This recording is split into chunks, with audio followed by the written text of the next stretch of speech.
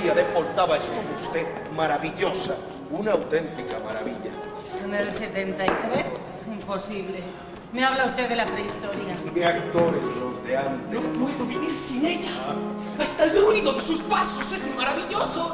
Estoy loco de felicidad. Ay, ¡Bravo! ¡Bravo! Has estado espléndida. Bravísima. ¿Está leyendo? Sobre el agua. No pasa. Pero lo que continúa es poco interesante y además injusto. ¡Oh! ¡Uy! Todavía no ha llegado ese sol. Y ya te derriten sus rayos. Es usted grande. Es un sueño.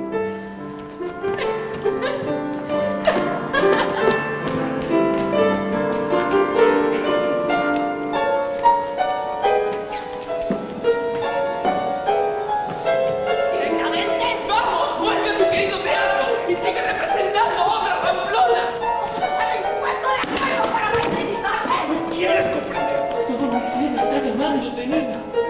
Beso la tierra por donde pisas.